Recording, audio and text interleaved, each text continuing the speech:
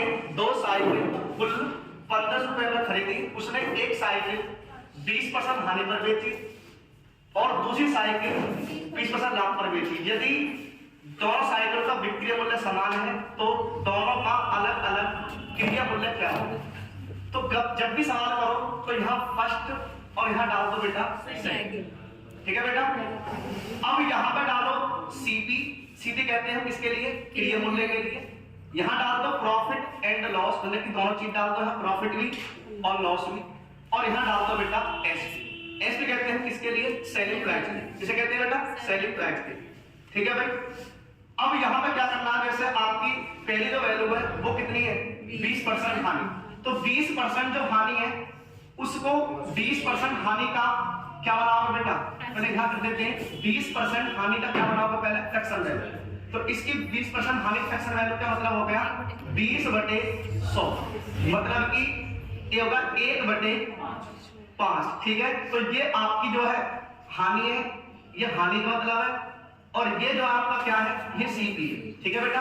तो मतलब क्या हो गया, हमने 5 में खरीदी है, ठीक है, एक की जब हानि हो गई तो बेची कितने की होगी, हमने 4 रुपए की।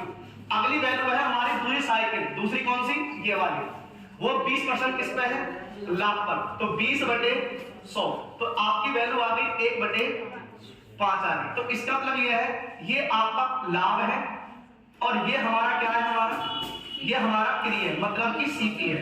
तो मतलब इसमें हो गया कि हमने 5 की खरीदी है, एक का लाभ हुआ, तो बेची कितने की होगी, 6 की, ठीक है।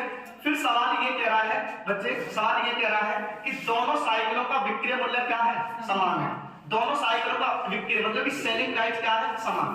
तो जब सेलिंग प्राइस समान होता है तो यहाँ पे हमारा जो सेलिंग प्राइस है वो 4 है, यहाँ कितना हमारे पास 6 है। तो हम क्या करते हैं, इन दोनों बराबर करने के लिए या तो लेते हैं एलसीएम, क्या लेते हैं उनका एलसीएम, या फिर ऐसे इसमें गुणा करते हैं तो दोनों क्या हो जाए हमारे बराबर। तो इसमें कर देते हैं हम 2 की गुणा, इसमें कर देते हैं 3 की। तो गुणा करने यहाँ भी पड़ता है और हम पूरी लाइन में ही गुणा करनी पड़ेगी, किसकी, 3 की, यहाँ भी 3 की, यहाँ भी 3 की, यहाँ भी 2 की, और बेटा यहाँ भी कितने की, 2 की। अब अगर हम यहाँ पर गुणा कर देते हैं, यहाँ पे नहीं करते, तो इसका बोलने का तरीका फिर थोड़ा गलत सा लगता है। वो कैसा लगता है कि 5 की खरीदी, एक की हानि हुई, 4 की बेची, तो सही नहीं लगता। मतलब ये इसका मतलब क्या होगा कि 15 की खरीदी होगी, 12 की क्या होगी, बेची होगी, तो कितने की हानि होगी, 3 होगी, ठीक है बेटा। ऐसी हमने 10 की खरीदी होगी और हमने कितने की, 12 की बेची होगी, तो कितने का लाभ हुआ, 2।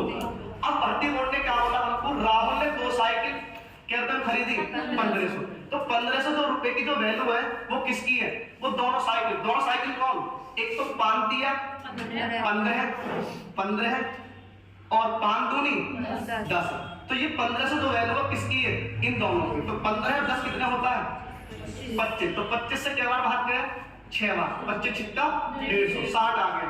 अगर हमें निकालनी है, हमने पूछा क्या आपको, दोनों का अलग अलग क्या निकालना है, क्रिया मूल्य। तो आपका जो क्रिया मूल्य है ये 15 और यहाँ कितना आपका 10, तो इस 60 की गुणा करोगे 15 में, तो 15 गुणा 60 कितनी आ रही, 900 रुपये। तो पहली वाली का जो फर्स्ट का जो सीपी है वो आपका कितना हो गया, 900 रुपये, और 60 गुणा 10 तो कितना आ गया भैया, 600। तो सेकंड वाले को सीपी कितना हो गया, 600, ठीक है भैया, समझ आ गया होगा, ठीक।